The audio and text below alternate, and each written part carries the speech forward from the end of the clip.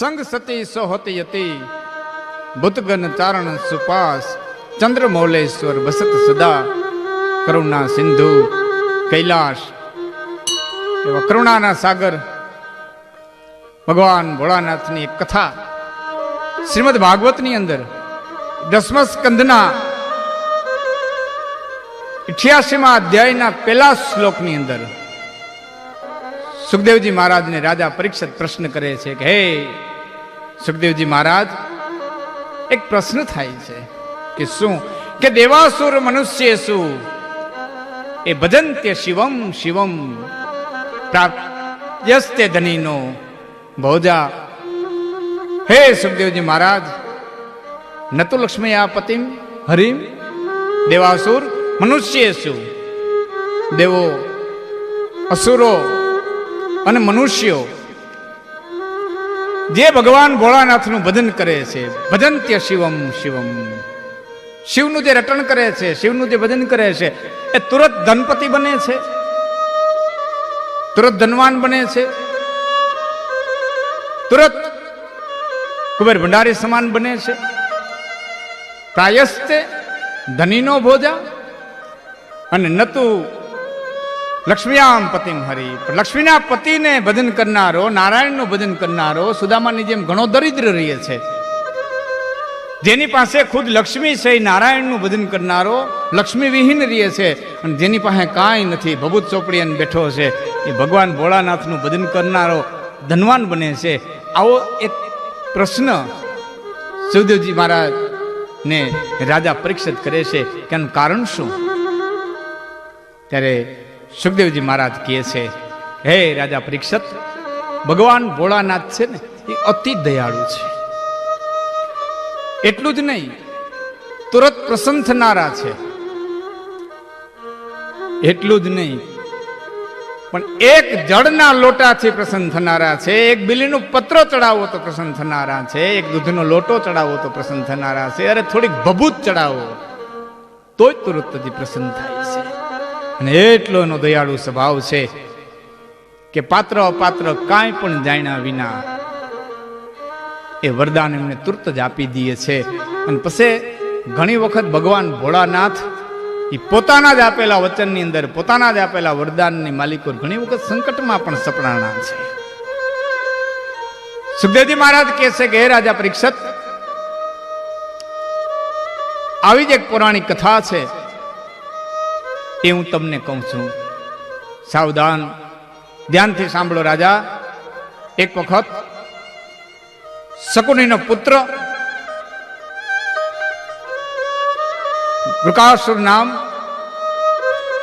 ભગવાન ભોળાનાથનું તપ કરવા માટે છે ને કેદાર ક્ષેત્રની માલિકો ગયો છે. પણ વૃકાસુર વિચાર કર્યો છે કે ઘણા દેવો અસુરોએ, ઘણા મનુષ્યોએ હજારો હજારો વર્ષો સુધી ભગવાન શિવજીની તપસ્યા કરી છે, અને છતાં શાસ્ત્રો એમ કહે છે કે ભોળાનાથ બહુ દયાળુ છે, તુરત પ્રસન્ન થાય છે. તો જો એ વાણી સત્ય હોય શાસ્ત્રોની, તો મારે ભગવાન ભોળાનાથને તુરત જ પ્રસન્ન કરવા છે. કેદાર ક્ષેત્રની અંદર ભોળાનાથને તુરત જ પ્રસન્ન કરવા માટે થઈ અને હઠ લઈ અને વૃકાસુર બેઠો છે. એ તપ કરે છે. એ અગ્નિની માલિકો પોતાના શરીરને એ ટુકડા કરી કરી અને હોમી રહ્યો છે. અને ભગવાન ભોળાનાથની સ્તુતિ કરે છે. કૈલાશ કે નિવાસી કાશી વાસી હે ઉદાસીનાથ, શરણ નમો જોડે હાથ સુમતિ દેહુ સૌ. હે ભગવાન ભોળાનાથ, આપ તો તુરત પ્રસન્ન થનારા છો. હે કૈલાસના નિવાસી, આ બીજાના દુઃખને જોઈ નથી શકતા. દક્ષ પ્રજાપતિ રાજાના શ્રાપથી ચંદ્રમા જ્યારે નિશ્ચેજ થયો, એ કાર્તક મહિનાની સુદ પૂનમનો ચંદ્ર નિશ્ચેજ થયો, એ ચંદ્રના દુઃખને આપ જોઈ ન શકા, અને આપ ભારતની ધરતીના પશ્ચિમ કિનારે પ્રગટ થઈ અને આપના તેજથી ચંદ્રને પાછો તેજસ્વી કર્યો છે. એવા આપ દયાળુ છો, એવા આપ કરુણાના સાગર છો. વૃકાસુર તપ કરે છે, શરીરને ટુકડા કરી કરી અગ્નિની અંદર ઘૂમે છે. 1 દિવસ, 2 દિવસ, 3 દિવસ થતા થતા થતા થતા છ દિવસના વાણા વાઈ જાય છે. છ દિવસ સુધી પોતાના શરીરને કાપી કાપી અને અગ્નિની માલિકોર હોમે છે. સુખદેવજી મહારાજ કહે છે કે હે રાજા પરીક્ષિત, છતાં શિવજી પ્રસન્ન નથી થતા, કારણ કે શિવજી જાણે છે કે અસુર છે. આ ધરતીની માથે મહાભયંકર પ્રલય સર્જી દે. એ હું ભગવાન શિવજીનું હૃદય આમ દ્રવે છે કે પ્રસન્ન થાવ. પાછો વિચાર થાય છે કે ના, હજી થોડો કઠણ થઈ જાઓ, હજી થોડો કઠણ થઈ જાઓ. 7મા દિવસનું પ્રભાત થાય છે. વૃકાસુરને વિચાર થાય છે કે હવે આમ પ્રસન્ન નહીં થાય, હવે તો મસ્તક ચડાવી દઉં, કમળ પૂજા ચડાવી દઉં. કાં ભગવાન ભોળોનાથ પ્રસન્ન થાય અને કાં શરીરના લિંગની પાસે નિશ્ચેતન થાય. એ તલવાર લઈ વૃકાસુર જ્યારે ગરદન ઉપર માંડવાની તૈયારી કરે છે, કમળ પૂજા ચડાવવાની તૈયારી કરે છે, પણ આ તો ભગવાન ભોળોનાથ લિંગમાંથી પ્રગટ થયો. ભાઈ, લિંગમાંથી શિવજી પ્રસન્ન થયા છે. હાથની અંદર ત્રિશૂળ ડમરું, જટામાંથી ગંગા વહે છે, અંગે ભભૂત ચોડી છે, અને પ્રગટ થઈને કીધું, હે પુત્ર, માય માય માય. એટલે તો શાસ્ત્રકારોએ કીધું છે કે ભક્તિ ઘણા કરે છે, પણ અસુરો જેવી ભક્તિ નહીં. અસુરો જેવી ભક્તિ નહીં. કારણ કે બ્રહ્મા હોય, વિષ્ણુ હોય કે શિવ હોય, નક્કી કરીને બેહે કે અસુર છે, આ ધરતીની માથે ઉપદ્રવ મચાવવાનો છે, આને પ્રસન્ન ન થવાય, આને વરદાન ન દેવાય, આવો નિર્ણય કર્યો હોય, છતાં જ એની છાતીમાંથી વરદાન ખેંચી આવે, છતાં જ એને પ્રસન્ન થવું પડે, છતાં જ એને મંત્રીને આધીન થઈ અને આવવું પડે. આવી જેની ઉગ્ર તપસ્યા એ શિવજીએ પ્રસન્ન થઈ અને વૃકાસુરને કીધું કે માય. ત્યારે વૃકાસુરે કીધું, મને અતુલિત બળ મળે, અતુલિત, જેનો કોઈ તુલના ન થઈ શકે એવું બળ મળે. એની સાથોસાથ મને એવું વરદાન પ્રાપ્ત થાય કે હું જેના માથે હાથ મૂકું એ બળી અને ભસ્મ થઈ જાય. જેના માથે હાથ મૂકું એ બળી અને ભસ્મ થઈ જાય. ભગવાન ભોળાનાથે કીધું તથાસ્તુ. કીધું કે તથાસ્તુ, એ તથાસ્તુ કીધું. વૃકાસુરના હૈયાની માલિકો હરખ આવી ગયો. બે હાથ જોડી અને ભગવાન શિવજીની પ્રાર્થના કરે છે કે હે ત્રિનેત્રેશ્વર મહાદેવ, ઓમકારાય તું, નિરાકારાય તું, સચરાચર વ્યાપારી એક રમે. તું ઓમકાર છો, તું નિરાકાર છો. આપની મૂર્તિ પણ પૂજા થાય છે, આપની લિંગની પણ પૂજા થાય છે. ઓમકારાય તું, નિરાકારાય તું, સચરાચર વ્યાપાય એક રમે. તું અતલ વિતલ ભૂતલ સુતલ તલ તલાતલ પાતલ મેં. તું અતલમાં છો, તું વિતલમાં છો, તું ભૂતલમાં છો, તું તલ તલાતલમાં છો, તું પાતાળમાં છો. તું અતલ વિતલ ભૂતલ સુતલ તલ તલાતલ પાતલ મેં. તું અગ્ને ગગને પવને જલ મેં થલ મેં ચલ મેં. એક સમાય દાતારેશ્વર દેવાય સિદ્ધેશ્વરાય નમઃ શિવાય નમઃ શિવાય નમઃ શિવાય. વૃકાસુર પ્રાર્થના કરે ભોળાનાથની, ભગવાન સર્વસ્વ બ્રહ્માંડની માલિક, તું એક વ્યાપ્ત છો, તું એક વ્યાપ્ત છો, તું એક વ્યાપ્ત છો. વરદાન પ્રાપ્ત કરી અને વૃકાસુર અતિશય આનંદની માલિકો આવ્યો છે. પાછો મનની અંદર શંકા ગઈ કે પ્રસન્ન તો થયા, વરદાન તો દીધું, પણ સત્ય તો પડશે ને. બુદ્ધિ તર્ક મંડી કરવા, બુદ્ધિ મંડી તર્કથી વિચારવા. અને હકીકત એ છે કે બુદ્ધિ જ્યાં જ્યાં તર્ક કરે છે ત્યાંથી ભક્તિ હોગાવ છેટી વહી જાય છે. બુદ્ધિના તમામ તર્કો જ્યારે બંધ થાય ત્યારે તો પ્રાર્થનાની શરૂઆત થાય છે. બુદ્ધિ, મન વૃકાસુરને આમથી આમ ડોલાવે છે. દાદા મેકણે કીધું છે ને, મેકણ છે કડે કીડી કડે મકોડી કડે કેસરી સિંહ, હીડો હકડી ધારણે રીય ન સજો ડી, કડે કીડી કડે મકોડી કડે કેસરી સિંહ. એમાં ભગવાન ભોળાનાથની પાસે વૃકાસુર પાર્વતીજીને જોઈ જાય છે અને વૃકાસુરને વિચાર થાય છે કે ઓહો, આ સ્વરૂપ અને એ આ ભોળાનાથની બાજુમાં, આ સ્વરૂપ શિવજીની પાસે. વૃકાસુર વિચાર કરે છે કે તો વરદાન દીધું છે, જેની માથે હાથ મૂકવું એ બળીને ભસ્મ થાય, તો વરદાન દીધું છે એ સત્ય છે કે નહીં, એની હવે ખાતરી કરી લેવી જોઈએ. અને ભગવાન ભોળાનાથની માથે જ હાથ મૂકી અને પાર્વતીજીને હું મારા પોતાના બનાવી લઉં. અને શિવજીની માથે હાથ મૂકવા જવાની જ્યારે રૂકાસુરે તૈયારી કરી, ભગવાન ભોળોનાથ સમજી ગયા હરપને દૂધ પાયું. હરપને દૂધ પવાઈ ગયું. ખબર હતી કે આ અસુર છે, આને વરદાન ન હોય, પણ મારું ભોળું હૃદય, કરુણ હૃદય પ્રસન્ન થયા વિનાનું રહી નથી શકતું. એ મોર શિવજી અસલ જાતિ સ્વભાવમાંથી જઈ, અસુરના સ્વભાવમાંથી જઈ અને રૂકાસુર બોર્યો. એ પાછળ રૂકાસુર એ દોટ મૂકી શિવજીની માથે હાથ મૂકવા માટે થઈ. જીરવી નો શેકો, મળેલી સિદ્ધિને જીરવી નો શેકો, કારણ સ્વભાવ છે. ખરને ખૂબ જતન કરી અને મખમલ દિયો મઢાય તો ભૂકીને પડે ભભૂતમાં, એનો જાતિ સ્વભાવ ન જાય. ખરને ખૂબ જતન કરી અને મખમલ દિયો મઢાય. પ્રાણની હારે પ્રકૃતિ આવે એ જાય નહીં. ગીતાના 3 અધ્યાયના 33મા શ્લોકની બીજી લીટીમાં ભગવાન કૃષ્ણે પણ બોલવું પડ્યું છે, પ્રકૃતિ યાંતિ ભૂતાની નિગ્રહ કિમ કરિષ્યતિ. પ્રકૃતિ યાંતિ ભૂતાની નિગ્રહ કિમ કરિષ્યતિ. જાતિ સ્વભાવમાંથી જઈ અને ઉભો રહ્યો છે. આગળ શિવજી છે, પાછળ રૂકાસુર છે. આ પોતાના સ્વભાવને છોડતો નથી. શિવજી પોતાનો દયાળુ સ્વભાવ છે, એને છોડી શકતા નથી. દિડોસ પાછળ, એ આગળ શિવ, પાછળ રૂકાસુર, એક પછી એક પછી એક પછી લોક વટાવતા જાય છે. એ વૈકુંઠ તરફ શિવજીએ પ્રયાણ કર્યું. આ શિવજીએ વૈકુંઠ તરફ પ્રયાણ કર્યું અને આ નારાયણને ચિંતા થઈ. નારાયણ વિચાર કરે છે કે હે ભગવાન ભોળાનાથ, આપને યારે ઘણી વખત ચર્ચામાં મેં કીધું છે કે શિવજી તમે થોડી પાત્રતા તપાસો, થોડું વ્યક્તિત્વ તપાસો. આ મળેલા વરદાનને સહન કરી શકશે કે નહીં? મળેલા વરદાનથી આ સ્વચ્છંદી બની ચાહે કે નહીં?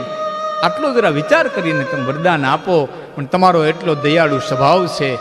એક પત્રમ એક પુષ્પમ એક લોટા જલ કે ધાર, દયાલુ રીજ કે દેતે હે ચંદ્ર મૌલી ફલ ચાર.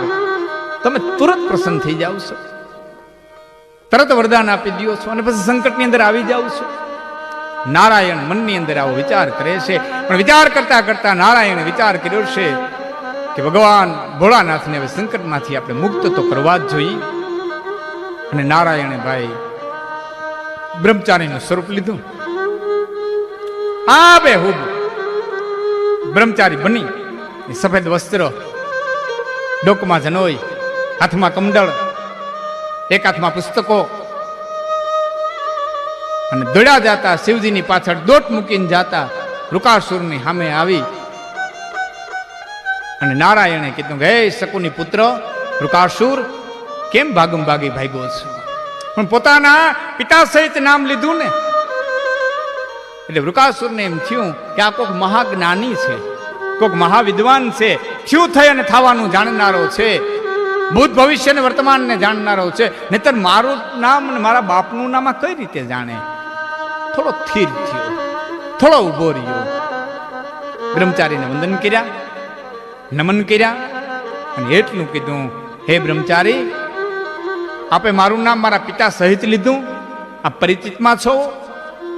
કે ના ભાઈ, મેં તો તને આજ પહેલી વખત જોયો છે, પણ હું મારી વિદ્યાથી 14 બ્રહ્માંડનું જ્ઞાન જાણું છું, ભૂત ભવિષ્ય અને વર્તમાન જાણું છું. તું ક્યાં જઈ રહ્યો છો એ હું જાણું છું, તું શા માટે દોડી રહ્યો છો એ હું જાણું છું, અને તું ખોટે ખોટો દોડી રહ્યો છો અને ખોટે ખોટો રાજી થઈ રહ્યો છો એ હું જાણું છું. રૂકાસુર કે ખોટે ખોટો? કે હા, તને શિવજીએ વરદાન દીધું ને? કે હા. જેની માથે હાથ મૂકી બળીને ભસ્મ થઈ જાય એવું વરદાન આપ્યું ને? કે હા. કે ભોળોનાથ તો ભાંગ પી ગયા હશે, અમે તો કોઈની વાત માથે કોઈ વિશ્વાસ નથી કરતા, અને તું વિશ્વાસ કરી ગયો? આટલું ઉગ્ર તપ તે 7 દિવસનું કર્યું અને તથાસ્તુમાં તો વિશ્વાસ કરી ગયો? થોડો રૂકાસુર ઢીલો પડ્યો ભાઈ.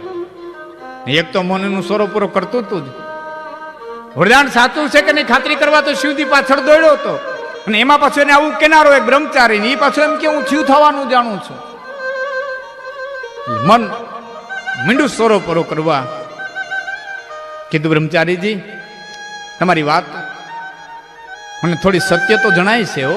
મને મનના ઊંડે ઊંડે ખૂણે હતું કે આટલા 7 જ દિવસમાં મને પ્રસન્ન થઈ ગયા ને આવું મહાન વરદાન આપી દીધું. શાસ્ત્રોમાં તો મેં સાંભળ્યું છે કે હજારો વર્ષ તપસ્યા ધરે ત્યારે કોઈ પ્રસન્ન થાય. શંકા તો મને જાય છે. એને શંકા ગઈ એમાં નારાયણ બ્રહ્મચારીના સ્વરૂપની માલિકો એની શંકાને વળ ચડાવતા ગયા, શંકાને દ્રઢ કરતા ગયા, શંકાને મજબૂત કરતા ગયા. બ્રહ્મચારી કહે છે, વૃકાસુર, તું તપસ્વી છો, અતુલિત બળવાળો છો, અને આમ ખોટે ખોટો દોડમાં, પણ મને કે વરદાન મળ્યું છે, કે વરદાન મળ્યું છે તો હાલ આપણે એ વરદાનની ખાતરી કરી લઈએ. કે વરદાનની શું ખાતરી? કે મારી સાથે તું નૃત્ય કરીશ એટલે તારો થાક થોડોક ઉતરશે, થોડોક તું આનંદમાં આવી જાય, અને પછી આપણે ભોળાનાથની પાસે જઈ અને વરદાનની ખાતરી કરી લઈએ છીએ. અને એ નારાયણ મંડી ગયા નટારામ કરવા. ધીમા ધીમા ધીમા ધીમા મીંડા નટારામ કરવા. જેમ જેમ નારાયણ નૃત્ય કરતા ગયા એ બ્રહ્મચારીના સ્વરૂપમાં, એમ વૃકાસુર નૃત્ય કરતો ગયો. પણ સંગીત એક એવી વસ્તુ છે કે તમામ પ્રકારના થાકને ભૂલાવી દે. એ દોડતા વૃકાસુરનો થાક ઉતરો, સંગીતમાં એ લય બની ગયો, સંગીતમાં એ લીન બની ગયો, નૃત્યમાં એ લીન બની ગયો.